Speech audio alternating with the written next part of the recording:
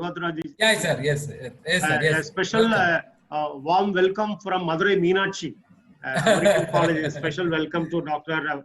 V.K.Malhotra, Member Yes, Secretary yes. ICSSR New Delhi, and Honorable President Indian Economic Association. Actually, the economic students and scholars and faculty members in India as well as in global India, we are experiencing and witnessing your services on academic field. A big salute to Malhotra ji. Straight away, I'm requesting you to go for your presentation, sir. It's a special address by Dr. V.K. Malhotra, Member Secretary, ICSSR. Please, sir. Thank you. Am I audible? Yes, sir. Please, sir. Okay. Thank you.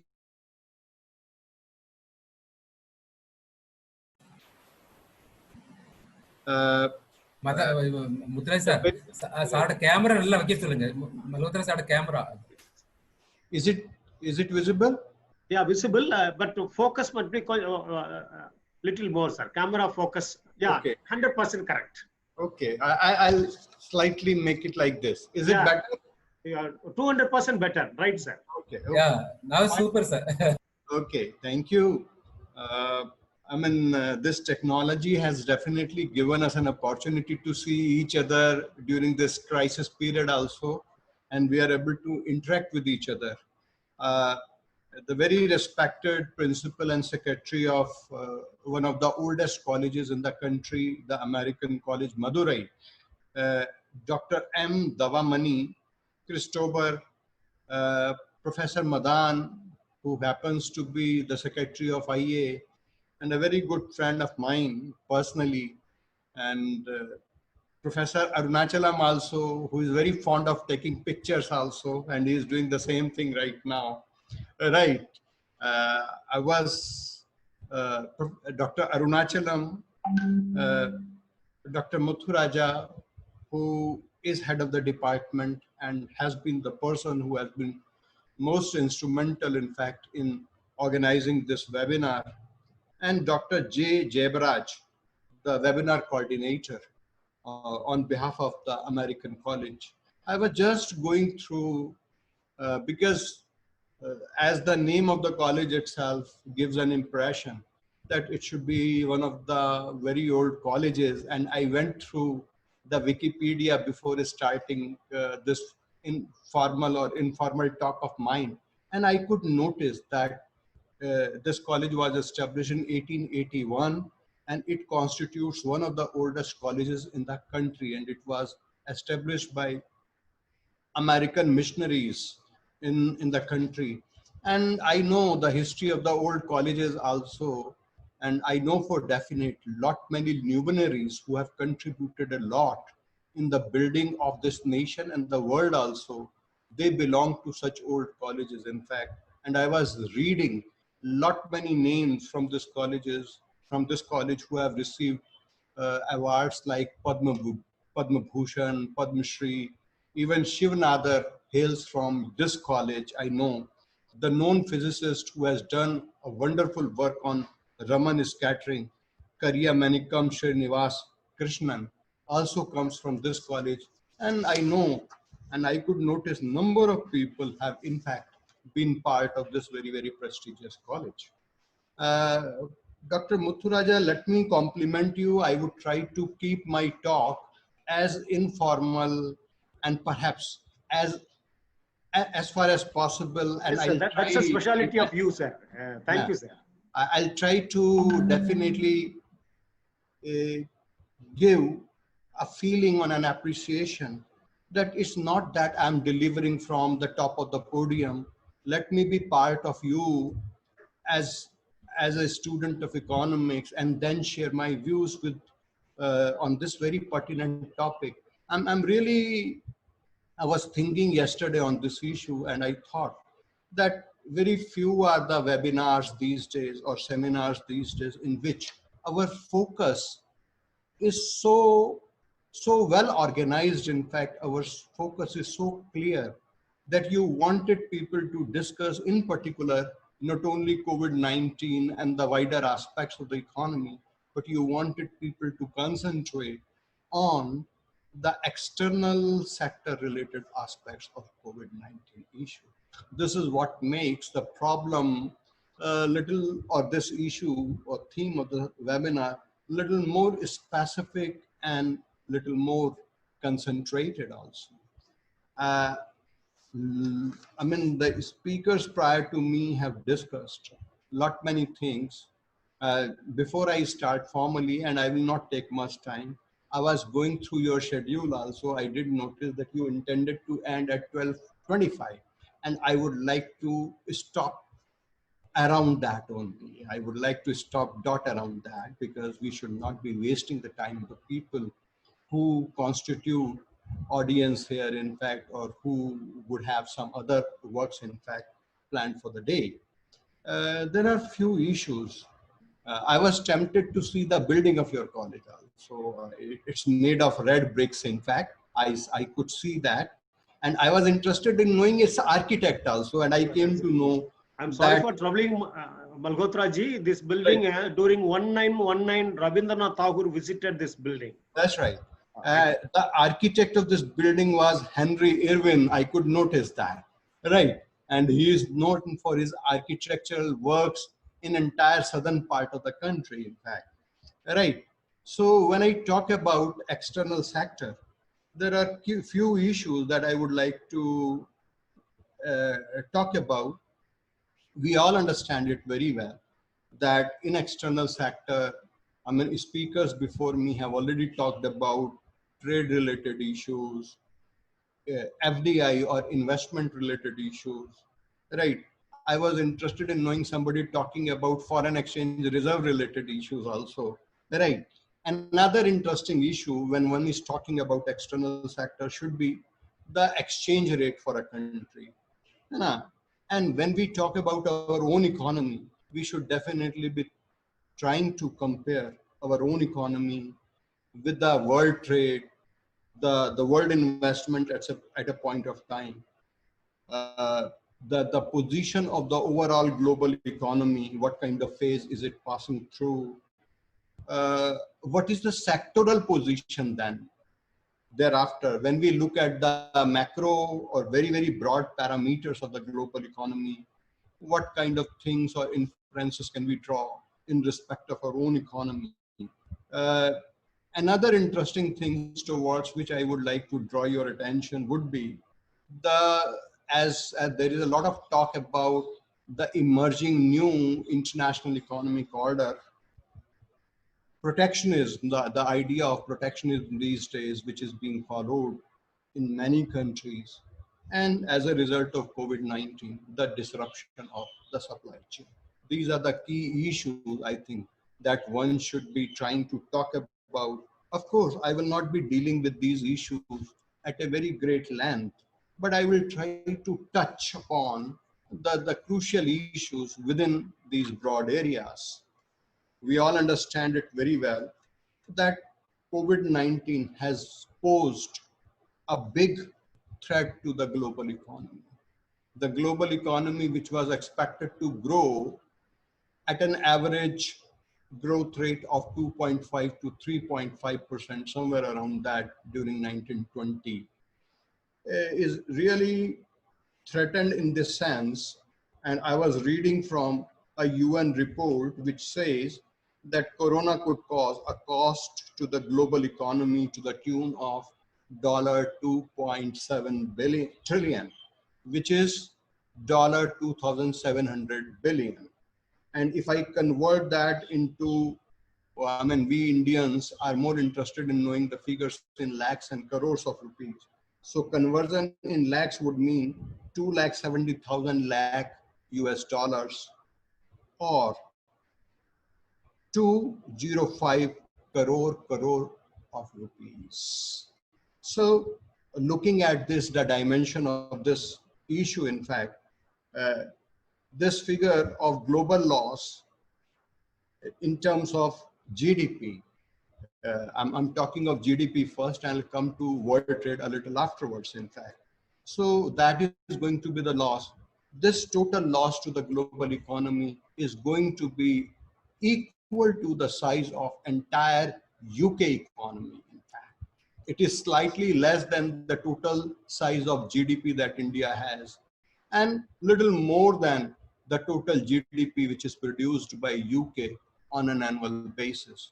And we all know that in terms of nominal GDP right now, UK stands as the 6th largest economy of the world.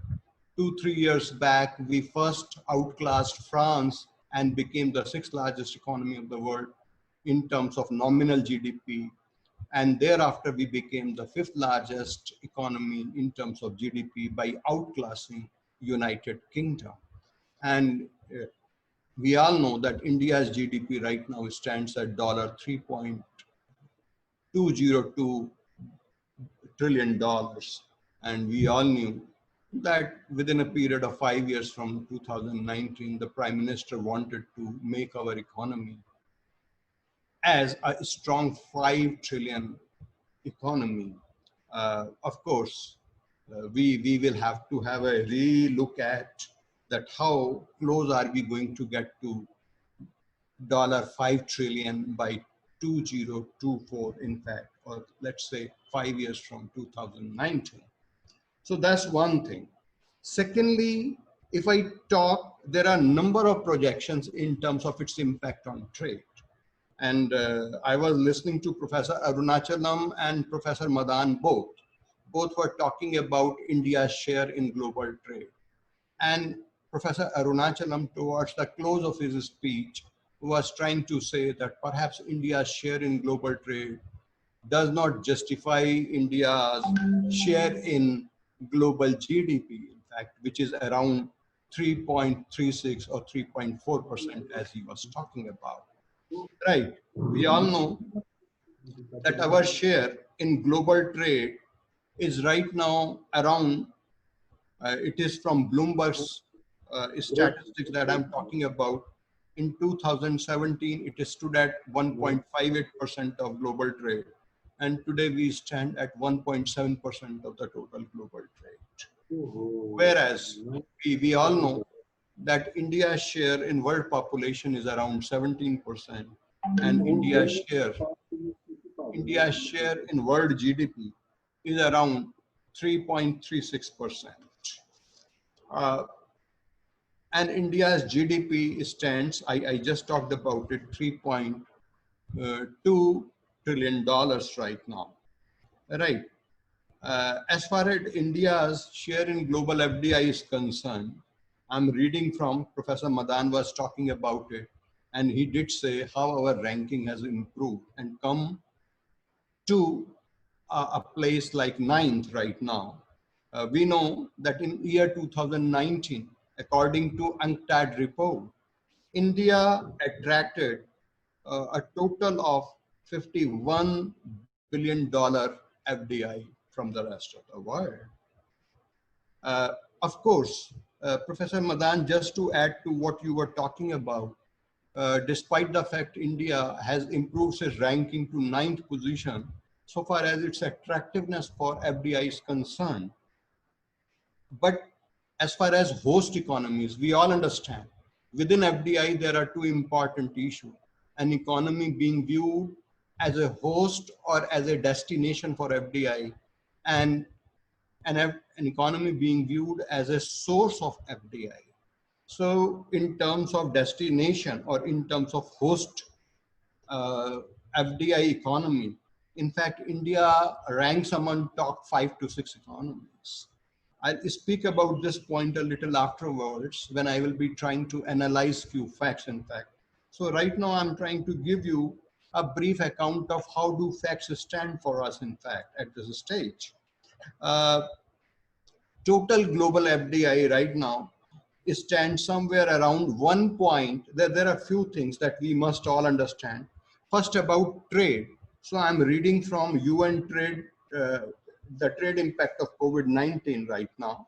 That's a policy document.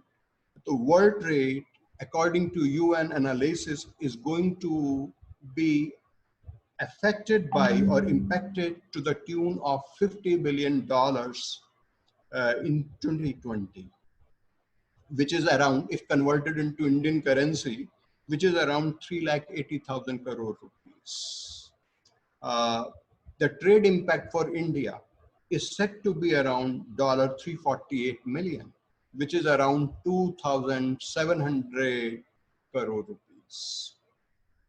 If I look at in terms of what would be the impact of 10 major countries of the world, which would be the worst brunt of the COVID-19 as a result of loss in global trade, the entire European Union, all countries which are part of European Union together will be suffering a trade loss of $15.6 billion. US is expected to lose $6 billion. Japan again is expected to lose in trade $5 billion. South Korea, $4 billion. Taiwan, $2.5 billion. China, very surprisingly, is expected to lose between 2.6 to 3.6 billion dollars. If I talk in terms of sectors which are going to suffer the most, then they stand as, I mean, as is the statistics before us. I'll talk from the Indian perspective, but the sectors which are expected to lose the most in terms of trade, they include chemical industry, textile industry, very importantly, automotive industry or automobile industry, electrical machinery, metal and metal products. Internationally, these industries are set to lose quite a lot. Another interesting part is I was going through the recent developments. In fact, in last 3 months, January to March period, the automobile sale in world trade has been impacted by or to the extent of 80%. Passenger traffic has been, or travel industry has been impacted to the extent of 85%. Right. If I try to look at the trade impact for India, at sectoral level, of course, we know Indian chemical industry, Indian textile and chemicals, both these items constitute one of the major items of our export composition. In fact, chemicals constitute somewhere a good part of the import composition as well. So chemicals, textiles, automobile, electrical machinery, I add to that leather products, metal and metal. Now, looking at these aspects, there are few things that we must understand very well. You could recall, those of us who had participated in our earlier lecture of IEA, in which we had invited Professor Rameshan to deliver his talk, in fact, and he was talking about 2-3 types of recovery that the world is talking about. We know V-shaped recovery is one way to look at the situation. U-shaped recovery is another way to look at the situation. In V-shaped recovery or in V-shaped recovery kind of a thing, in fact, the fall in the trade or fall in the production is very, very sharp, and the rise or bouncing back is equally sharp. In U type of a curve, the fall is slightly slower than the V-shaped curve, and it takes a rest over a long stretch and then it starts rising. And he was talking about a W-shaped recovery also. That recovery does not happen. The fall is very quick, but the recovery or the bounce back is not that quick, in fact. And that is why it's in a staggered format, that we take some recovery, again go back, and then we start to bounce back. So those kind of recoveries at the international level are being talked about. One thing is there for sure.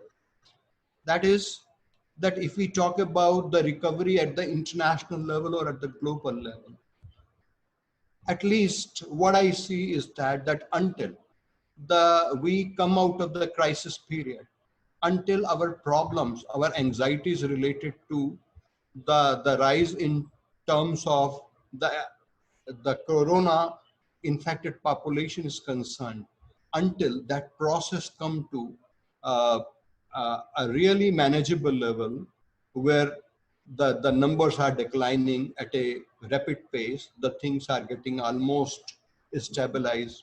Till then, we don't expect much of changes to take place in terms of trade at international level, and also much of changes to take place in terms of global investments, because there are few things that we have to keep in mind. In fact, uh, two, three things towards which I would like to draw your attention would be, we all know that globally during this period, most of the economies, USA, those of us who have paid attention to what President Trump of US was talking about in terms of packages, in terms of relief measures, and also in terms of support measures to fight against this crisis. Uh, Almost in all his conversations, and I'll try to compare with what has happened in US with what has happened in India, in fact, as a result of this crisis, and the kind of stimulus packages which are being announced or which have been announced, what they are trying to talk about. You could recall that Trump on one occasion did say that even if American economy has to go to a level of 10% deficit, we shall bear, but we would definitely be falling short in providing the stimulus so that our domestic economy stages a bounce back and starts functioning. Secondly, you would notice that Indian stimulus package, which is 269 billion US dollars, is almost 10% of the Indian GDP. Right. So most of the economies which have announced their stimulus or support measures to fight against COVID-19, they are announcing their packages somewhere between 5 to 10% of their own GDP. This is very significant, and it has to be kept into mind. Second interesting development world over during this period has been that interest rates in major economies of the world have fallen by 1.5 to 2%. The economies which were already based on low interest rates, their interest rate fall has been around 1%. There are certain economies where interest rates have gone to very low levels, in fact. And I think this regime of low interest rate is not going to be soon converted into high interest regime. Another interesting part is, and that is important to understand why RBI or number of institutions or entire banking industry in India went for moratoria of different kind, because there were failures in commitment at the end of the people, that they were not in a position to keep their words in terms of paying their principal,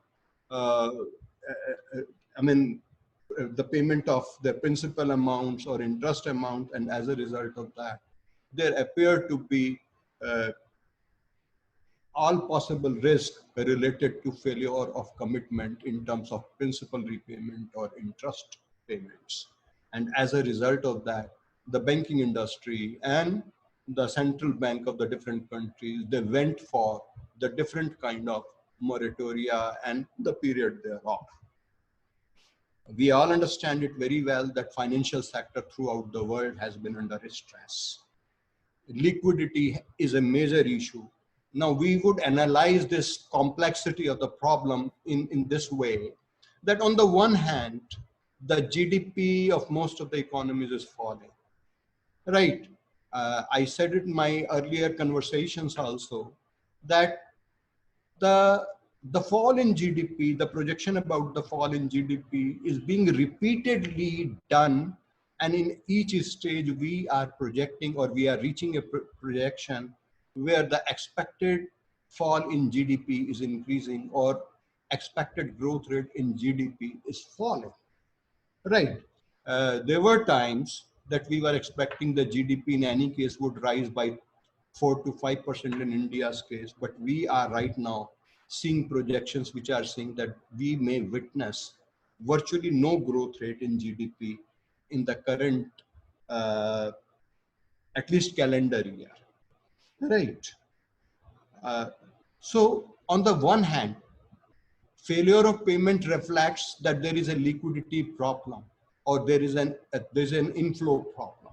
But at the same time, when we look at the financial sector, we would notice that the entire financial sector in most of the countries is saying there is hardly any uplifting of the investment demand all over the world.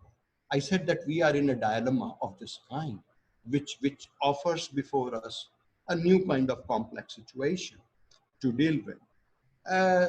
Of course, there cannot be two opinions about that in this period when recession has already continued for 12 to 13 long years, we were talking about the cycles of recession. We have talked about it. There are different theories on that. I will not go back to those theories. I will not go back to even say that how Keynes at different stages of the world economic history has been implemented even after 1930s Great Depression. So whenever there is lack of demand, both consumption demand as well as, and more than consumption demand, I will say investment demand, because the manufacturers, the industrialists everywhere in the world have a feeling that even in days to come, our consumption demand may not come up, and that is why they should not be investing further. And which is why the uplifting of borrowings from the financial sector or the banking sector is far lesser than the expectations of the central banks or the banking industry itself. And when that happens, when it happens, it has got serious implication for the employment situation in any economy. When production is falling, new investment is not coming at expected pace. Of course, the production targets, you have seen it in case of oil industry also. I'll speak a line about that after a few minutes, in fact. So employment again is becoming a big global issue. And that is why the stringency around visa that we see now in everyday newspapers almost is on account of this reason.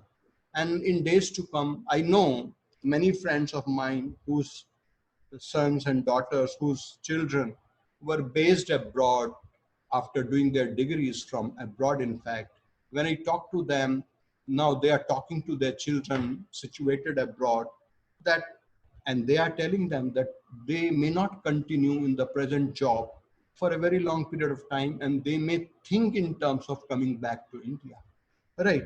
So is happening in case of those going abroad to earn foreign degrees also.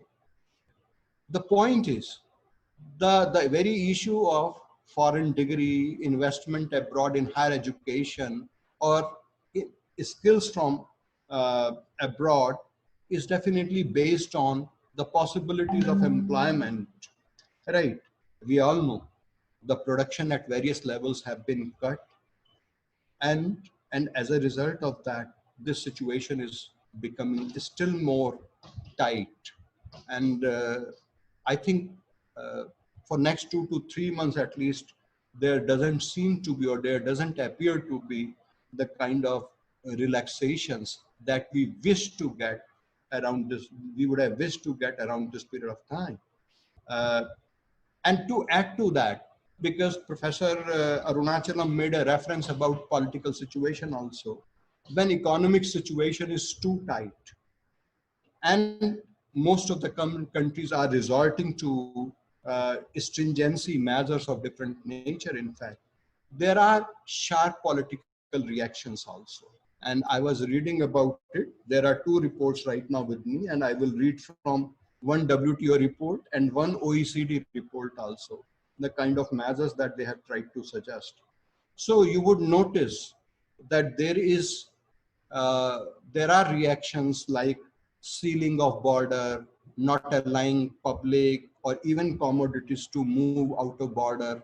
So those kind of things are happening. The tariff restrictions are being further increased, in fact, and there is also, you could also witness that non-tariff related restrictive measures are also increasing, in fact. I read from the WTO's understanding of the situation that merchandise trade is set to plummet by 13 to 32% in 2020. And recovery will be dependent on the duration and the severity of the outbreak. So our outlook, because this is not the time that we can have a 5-year or 1 year or 2 year or 4 year or 10-year outlook. Perhaps in crisis situation, we have 15 days to 1 month to next 1 month or a quarter kind of outlooks on which people need to discuss and they are bothered about. And based on that, we can develop an outlook for another 1 year or maybe 2 years. Right. Most of the economies, I'm reading it from WTO report, the most of the economies are expected to suffer double-digit declines in trade. And sectors will be faced with complex value chains and they will be suffering on complex. The sectors which have complex value chains will be suffering the most. I hope we understand the meaning of complex value chains. That means the sectors which are based on number of imports from a number of countries will have much greater concerns or worries to think about. In service or tertiary sector, transport and travel and electronics and electronics item-based sectors are also going to be the worst sufferers, in fact. Now, OECD has come out with its own prescription about the situation also. And Professor Madaan and Professor Arunachalam, both of them were talking about self-reliance also. I'll come to that aspect and will conclude with those remarks, in fact. But little about OECD prescription on that. OECD has been trying to suggest that, of course, there is a disruption in supply chain, but we should try to keep supply chain of essential commodities, health-related trade commodities, and food commodities as far as possible untouched or intact. So, and they have suggested that let's avoid making things worse and try not to impose fresh export or import restrictions. And you would notice that is why most of the countries, I was reading about it, few medicines that India has restricted few days back, yesterday, India has withdrawn its ban on hydroxychloroquine also. So, and there is another advisory by the international institutions that we have to think beyond the immediate term. And we have to think in terms of little short duration and little, let's say, medium duration right now. And they have used the word that let public interest not become the vested interest where the discussion around restrictions is going about. And another important part, and the whole discussion, because on number of occasions the issue relating to China also figured, I will say there is also an important advisory in Chinese context also to boost confidence at the international level, both in terms of trade and also in terms of investments, which stands for FDI. I think for boosting confidence, there has to be a much heightened and increased level of transparency in operations. Let me not mince a word while saying that entire, let's say, the entire success of WTO in the past 10-15 years has depended on, we all understand it very well, WTO has suffered a lot because of lack of transparency, and it continues to suffer on that account because two major hats. One is aggregate measure of support and implicit subsidies, and the argument of public good and not commercial good. These have been exploited the most by many countries of the world.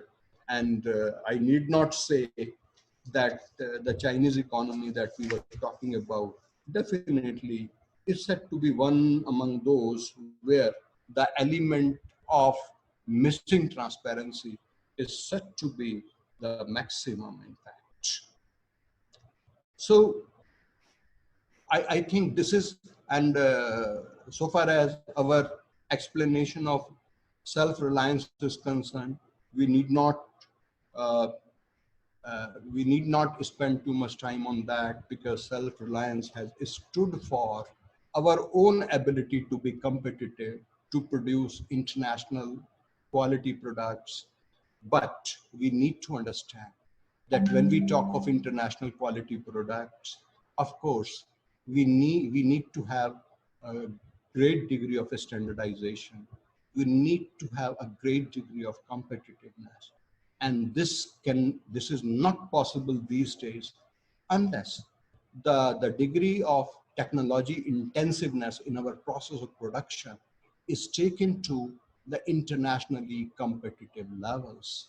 And I've already said, I'm not talking in terms of taking technology to the best possible levels, but at the same time, reducing substantially the element of intransparency that has been practiced by many economies of the world. I think it is high time, because international institutions are also being looked at very closely. Every country is watching every other country and every international institution with a great amount of interest and curiosity than has existed ever before, in fact. So it would be in the interest of the things, and no good relations in days to come, because lot many international institutions, or if I look at the world economic order, lot many institutions are going to be redefined or improved in days to come. And when that is going to happen, I think it is high time that those of us who want to have a better system, because most of the countries have already become part of the journey towards liberalization. But this, everybody understands that this journey towards liberalization cannot be for the benefit of the few at the cost of many countries. So this fact has to be kept into mind. And this is what is happening at the moment. And the whole world is watching those things, or those developments, with a lot of interest. And I'm sure, uh, given these issues of caution, Indian economy will definitely, and we would have a much larger say than we had in the past. And this is how, in these terms, the very issue of self-reliance has to be interpreted. And this must definitely give economy sufficient muscles to deal with even the imports of the essential commodities. Professor Arunachalam was talking about the prices of the petrol. It has definitely given some temporary relief to the economy. Yesterday itself, I was reading a paper which was forecasting that in the year 2020, our total trade deficit after several years is expected to end in a surplus and not in a deficit.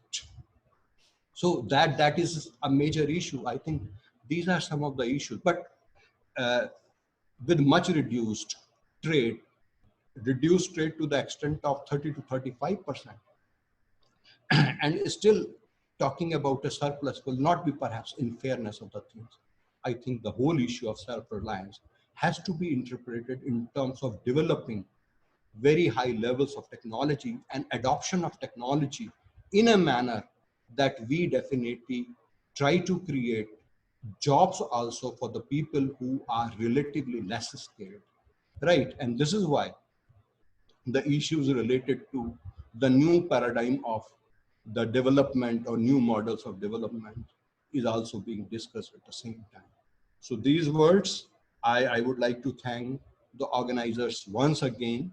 I do not know whether you could get something which is of some worth for you, but this is how I feel about the things, and I've tried to share my thoughts. Thank you very much. Thank you, Malhotra ji. Really, the new generation at global level, we enjoyed your professional presentation. A big salute on behalf of American College and Department of Economics.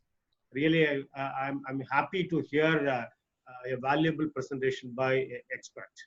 Since we have a limited time, participants, we are really sorry. We are straight away moving towards vote of thanks. Please send your questions, maybe in the form of feedback or in other form or through email.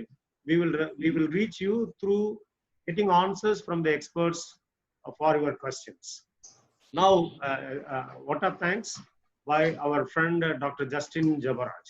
And we have a few more communications about next webinar, please. A special thanks to Malhotra ji, Madaan ji, and Arunachalam ji, and all the IEA leaders, Indian Economic Association leaders all over India. And big salute to all the participants, because you gave a big impact, crossing 1,200 numbers in terms of responses, and nearly around 500 participants in a live mode. A big salute to all the people who supported our webinar. Thank you. Now, vote of thanks, please. Thank you, sir. Thank you.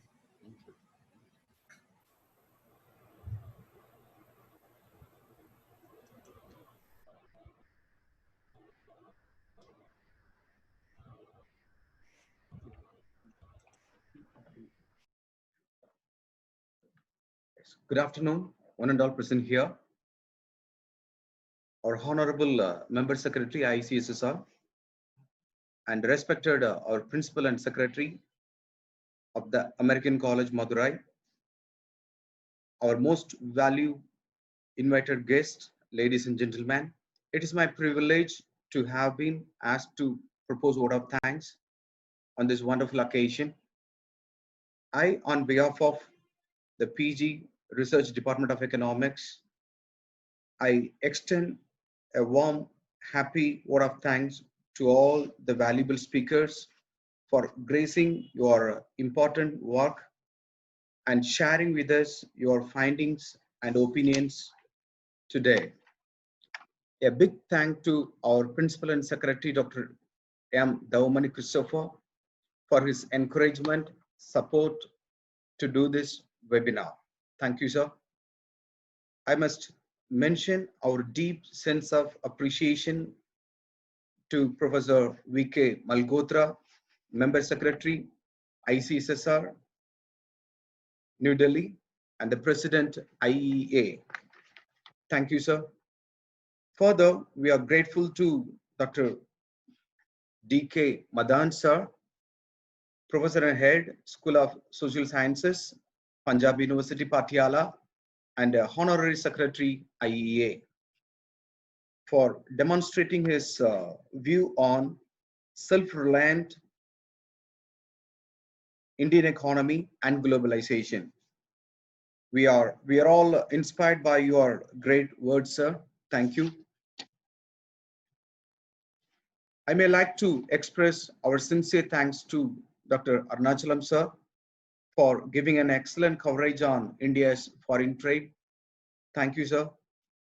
Finally, I would like to take this opportunity to place our record, our hearty thanks to our HOD of our department, postgraduate and Department of Economics, Dr. C. Muthuraja, who is behind the great wall of this webinar. Thank you, sir. I also extend a sincere thanks to Dr. Shabnam, Department of Computer Science, the American College, for her enormous cooperation in technical support. Wholeheartedly, we express our big thanks to each and every one those who have come online to participate this webinar globally. Well, Mr. Chair and ladies and gentlemen, it is an event like this cannot happen overnight. The wheels start rolling a weeks ago. We have been fortunate enough to be backed up by a team of very motivated, dedicated colleagues and prestigious members of our department who know their job and result oriented. Thank you.